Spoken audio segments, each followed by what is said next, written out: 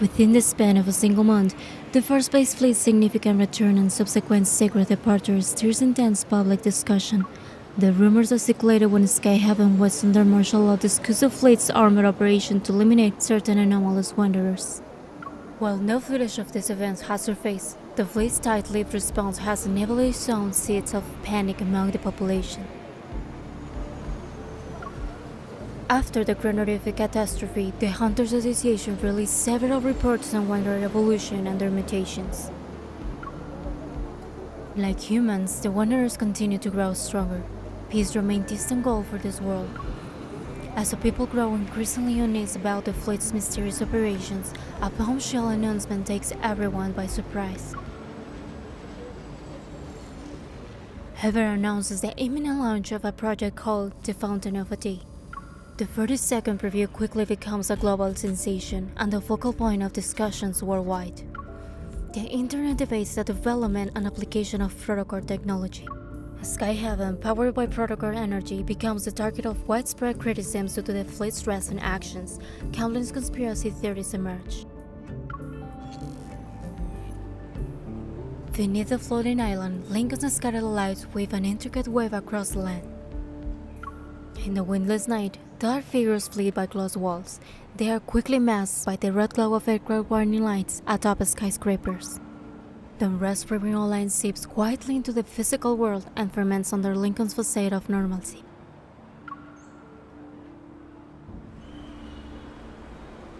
Waves of controversial topics stoke the growing public outrage. The association becomes the primary target of this rising tide. In response, the association implements a series of countermeasures. This includes the covert relocation of the Spadium core stored in the association's building. Ha! Look at all the online discussions. It's a circus now. What is Ever really up to? Did you guys find any leads? Throwing around phrases like groundbreaking achievement and the next step in human evolution. They've got guts. In a self-driving protocol vehicle, Simona scrolls through an endless stream of updates on her phone. Given their extensive research into protocors, they do have the credentials to back up such claims. As a protoist, I'm all for advancing protocore tech, but Ever? With methods as sketchy as theirs, they might drag us down with them. The Fountain of Ate has reignited the purest attacks against protocors. At their core, the prototists and the purists represent two opposing viewpoints, the support of the development of protocol technology and opposition to it. The purists believe that although protocols are powerful, they are dangerous. There are too many unknowns and overzealous research can lead to a catastrophic crisis. In early years, they urge humanity not to be blinded by profit. They argue that using Earth's natural energy resources was the only way to ensure civilization survived in a stable condition. Our latest missions have been targeted by their radical members. That's why we need to transport the Spatium core in secret. Both of you need to be on high alert. If those purists dare to cause trouble, they can say hello to my protocore particle cannon. We shouldn't be too hostile. While they're traditional, certain prototists can be just as extreme. After all, we've only researched less than 10% of a protocore's potential. There's nothing wrong with maintaining a healthy respect for the unknown. Wow, Andrew. A deep space hunter like you is defending the purists? They're the ones trying to stop our technological progress. Haven't the purists been quiet for several years now? That's because our protocore tech has developed so rapidly and successfully these past few years.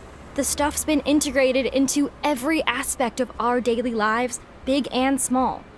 The purists always insisted that humans shouldn't develop protocore technology. But the reality is, humanity can't live without it now. Facts speak louder than words. Improving a person's quality of life, fighting wanderers, and helping humanity explore the deep space tunnel and secrets beyond our universe. The prototist's vision for the future is being realized one step at a time. Without concrete evidence to support the purist claims, it's only natural that they lost ground. What about you? Whose side are you on? I sigh with a limited edition chocolate bar from the Association cafeteria. It's delicious and replenishes your stamina. The vehicle passes through the tunnel, which is the last highly dangerous point on our designated route. The secure vault is at the end of this road. Metaflux levels are within a stable range. Begin storage intake procedures. We really worked hard today. Since this is our last shift, let's finish strong. Late night snacks are on me. Oh, wait, there's a massive surge of metaflux heading straight for us. It's coming in fast. The readings are normal. You guys... At that moment, a truck reading flames are crackling with powerful metaflux comes barreling toward us from behind. It's going at full speed. As soon as Simon and I jump out of the cargo hold, our transport vehicle is violently thrown into the air. An explosion releases searing heat behind us. We have an emergency transport vehicle. I-09 is under attack. Coordinates are being transmitted, requesting backup.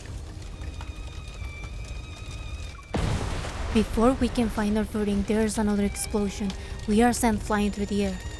Protocore particles drift around the overturned transport vehicle. Through my blurry vision, I see several distorted figures emerging from the flames. Go. You're free. The unfamiliar voice is masked by the crackling flames. My ears are still ringing and I can tell if what I'm hearing is real or just in my head. It's a shame we're seeing each other again when you're in such a pitiful state. Did Josephine ever mention our time together at the Gaia Research Center? Who are you? I guess not. Excruciating pain tears through my entire body as my heart begins to tremble uncontrollably. Who I am doesn't matter. The real question is, who are you? She suddenly grabs my throat and a sharp pain pierces my neck. It's like 1,000 needles just stabbed me. I feel like I'm suffocating as I lose control of my limbs. My heart pounds violently while chaotic forces steers within my body. Blood trickles down my forehead. Through my crimson-tinted vision, I see the container holding the sputum core roll into view. You were born in the depths of deep space. You were supposed to be ours, a one-of-a-kind, precious creation. Without the key, the fountain of Ate will only remain a poor imitation. In daze, I hear something faintly crack. Suddenly, an unprecedented power surges through my veins and bursts forth with brilliant light. The key belongs to no one else. You are the one who holds all of its secrets.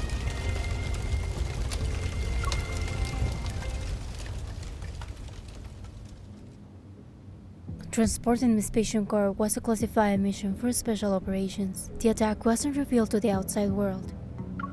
After spending 2 days in the hospital, Simon and I were ordered to suspend all missions and focus on resting until we made a full recovery. Afterward, Jenna secretly visited us to reveal the truth. The association president, as well as others, suspected there was a high-ranking mole in the association. Since Simon and I were now known to the enemy, we needed to lie low. Our temporary suspension was to protect us and serve as a smokescreen. Externally, the radical beauties needed to be handled with caution. Internally, dealing with the mole will inevitably disrupt their plans. Jenna didn't really talk about the Spirium Core. She just gave me a look that told me to be patient.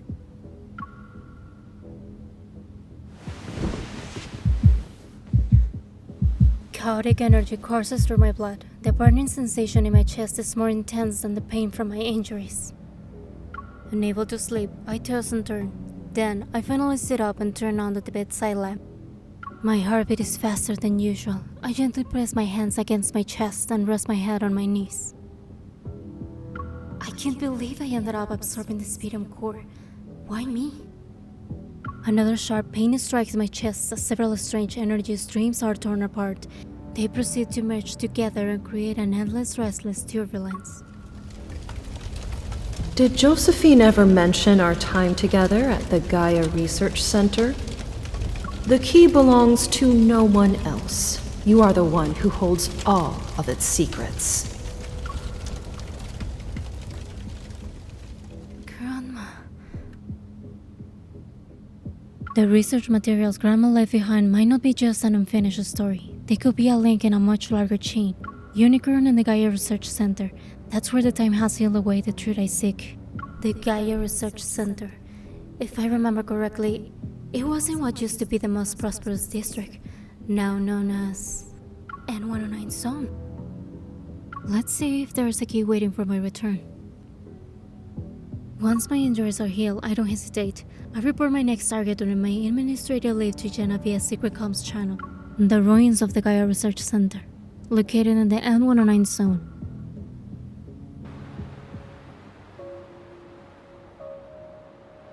Amidst the snow-covered mountains stands on a building of precise geometric perfection, the Fractal Library. It was erected at an unknown time. The library doors slowly part. Wearing robes, a young boy with snow-white hair pushes them open. A soft, ethereal light spills out from behind the doorway and touches the snow. The boy looks down and gently scoops up the small white creature by his feet. It's time to collect what's due from the 7-year promise, Shuchi. We need to pay the emissary a visit. I wonder how he's doing. How have these 7 years treated him? Is he getting along with his classmates? Did he succeed in his thesis defense? As the white light fades, the boy's foot sinks into something soft. Snowflakes fall onto his head. He's surprised. Huh? How did the library end up here? Did I mess up the incantation? The white creature suddenly leaps down and runs away. Its tail playfully draws arcs in the snow behind it. Shuchi! I know you haven't seen snow in a long time, but that doesn't mean you can just run off. The boy hastily grabs his traveling bag and runs after the creature. He manages to catch its tail just before he falls face first into the snow. Behind him, the massive library doors slowly close. He raises his hand only to realize he left the access bracelet the emissary gave him in the library. Oh, Book of Answers, just this once. Would you be so kind as to tell me where I am? His bag suddenly bulges as a thick book emerges from it. Opening itself, he rapidly flips through its pages before finally materializing two words, the art. How long will it take to get back to Lincoln City? The Book of Answers flips its pages once more, 8,000 kilometers. In the desolate Arctic, a boy and his companions silently drag their luggage, their figures gradually vanishing into the endless expanse of white.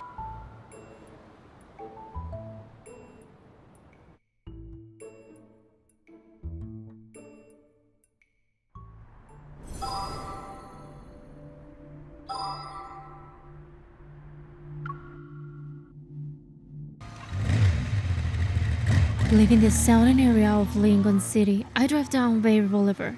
The scenery on both sides of these wide streets slowly deteriorates. After I install the anti-interference chip Silo sent me on my motorcycle, I've been able to freely pass through the proto-field disrupted Nahon zones numbers 62 to 65 and arrive at what was once the most prosperous tech hub in the region. Now, it has become a criminal's paradise, the N109 zone. The abandoned building where I first met him still stands in the desolate courtyard. Come to think of it, a lot of time has passed since my initial meeting with the fear leader of Anakinas. After entering the N109 zone, the streets remain deserted. Not a soul could be seen, but it becomes livelier as I approach the central district. A river of people flows through the streets. They search with me toward the same destination. What's going on? It sounds like it's coming from Charon.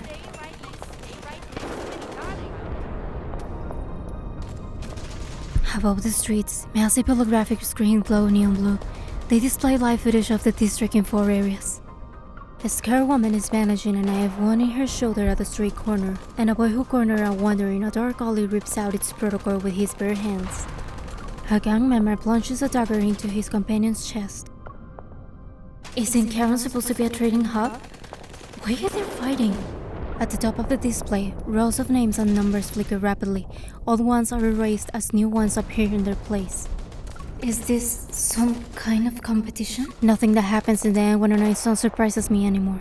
I turn my attention away from the massive display and keep trying to call Silos. When I visited the art workshop, its owner knew Grandma. They were probably colleagues. If I want to find out where the Gaia Research Center was located, he probably has some leads. Silas had raced through the streets to get us to the art workshop, and I wasn't familiar with the N109 zone back then. To find it again, The most effective way will be to ask Silas. He's not answering.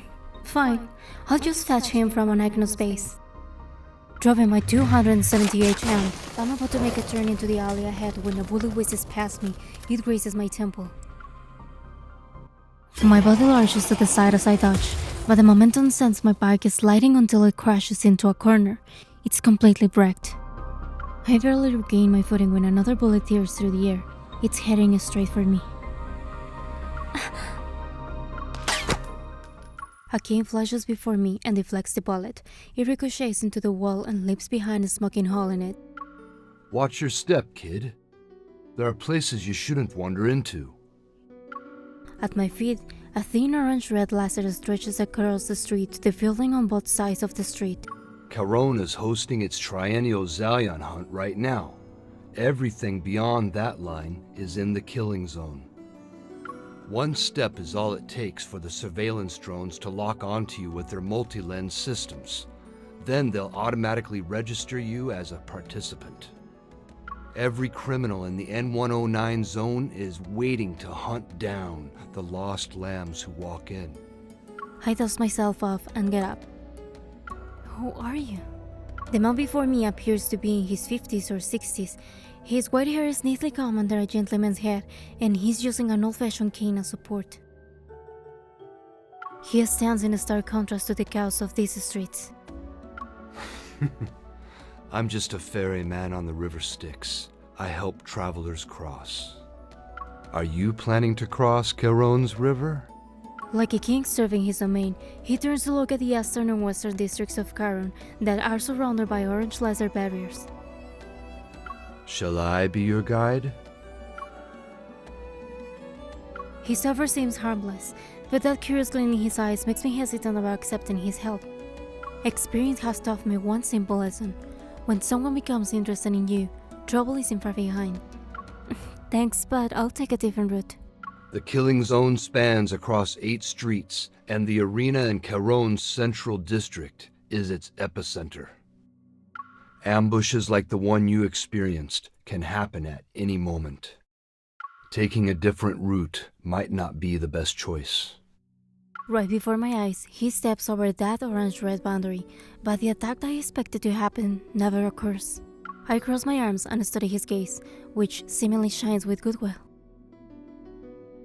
Are you trying to make me ask why you weren't attacked? He reaches behind his ear and produces a round chip no bigger than a fingernail. This is an ID camouflage chip. If you have one, it masks your biometric data so you can't be traced. As long as you're within 3 steps of me, you'll be within its range of concealment. I take the chip and examine it. My evil doesn't detect anything suspicious, so I hand it back to him. Alright, I'll trust you for now. With my biometric data amassed, I follow this unfamiliar elderly man into the devastated eastern district of Charon.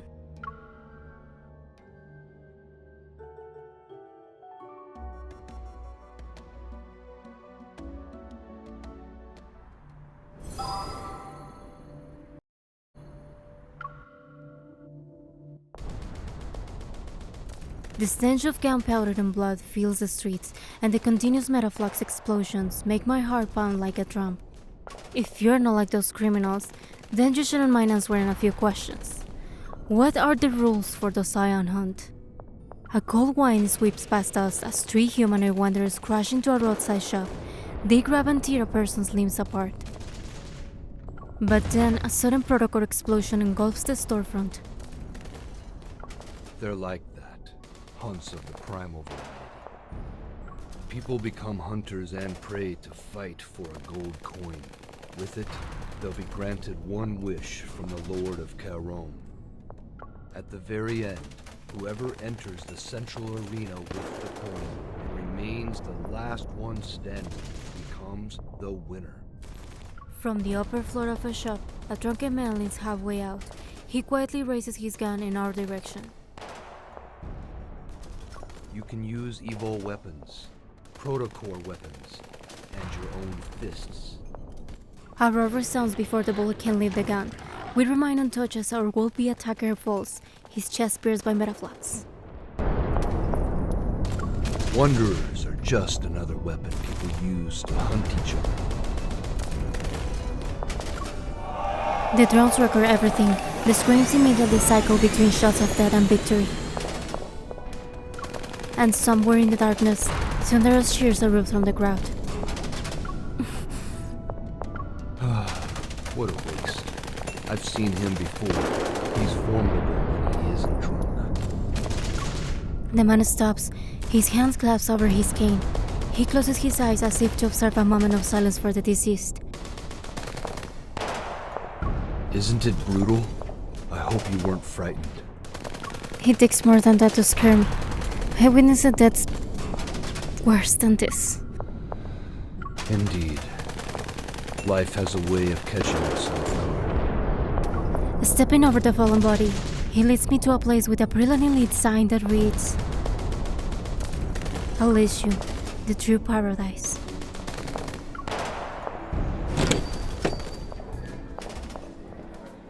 The familiar bar is packed tonight. Everyone clutches their drinks as they are gathered around screens that's broadcasting the Zoion hunt.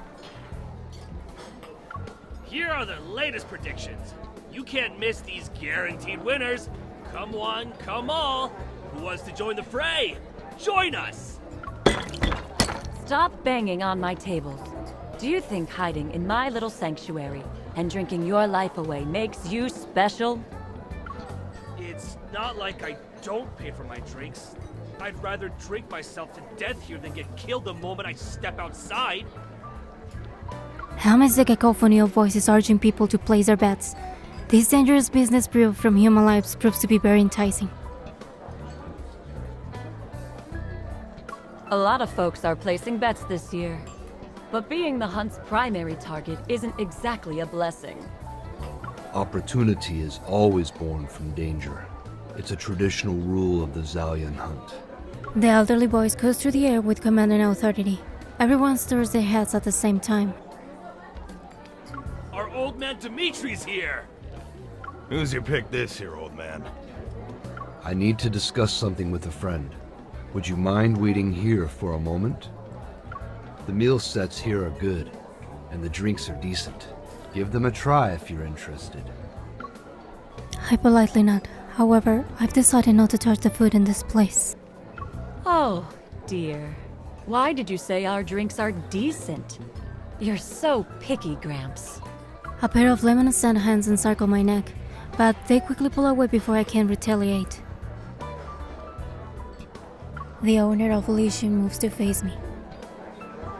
Ah, we meet again, Missy. You're really something else if you know someone like Dimitri. His name is Dimitri? Who is he exactly? He's the Lord of Charon. As the true owner of Charon, Dimitri is the one who hosts the Zoion hunt. The arena at the center of the market belongs to him too. But Charon is supposed to be a free trading zone. How can a place like that have an owner? You're not the only one curious about it. But Dimitri's background... Elysium has been open for years, but I haven't heard anything about his past. Even Silas, the leader of Anakinus, keeps his distance from Dimitri. Come to think of it, Silas hasn't mentioned him before. Since this isn't our first meeting, let me properly introduce myself. Aslin. That's my name. Rivan. Would you like to order something? I'll pass. I didn't bring my wallet. Aslin's lips curls into a mysterious smile. Elysium doesn't always collect payment in cash, and our services extend beyond just filling empty stomachs. Before I can ask for details, Dimitri returns and gives me a nod. I've finished my business. Come here. I'll escort you out. Behind the counter, Aslin lowers her voice and winks at me. If you need anything special in the future, ask for the connoisseur's menu. I'll give you a 20% discount. Bye-bye. Come back soon. As I step outside, gunshots, screams, and maniacal laughter fill my ears once more. It's hard to believe that this refined, elderly gentleman beside me is the master of a hellish domain. So, I hear you're the Lord of Charon.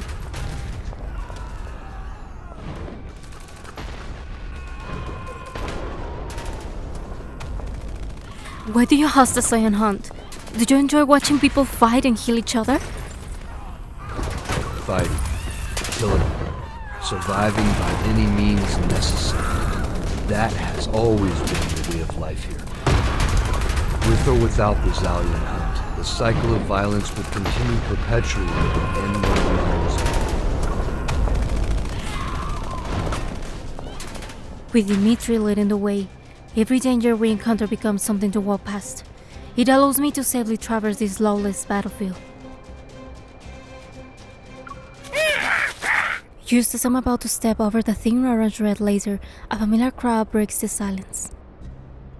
Across the street, Mephisto perches on a lamppost. He looks at me and tilts his head. Hi. Your friend is here to pick you up. The game falls onto the laser line, and the Lord of Charon stops at the edge of his territory, taking not a step further. I'm sure our next meeting will be much sooner than this time. What do you mean? I mean, my duty as your escort has come to an end, until we meet again. Dimitri watches me leave with an unwavering smile, like an ordinary old man out for a walk in the park.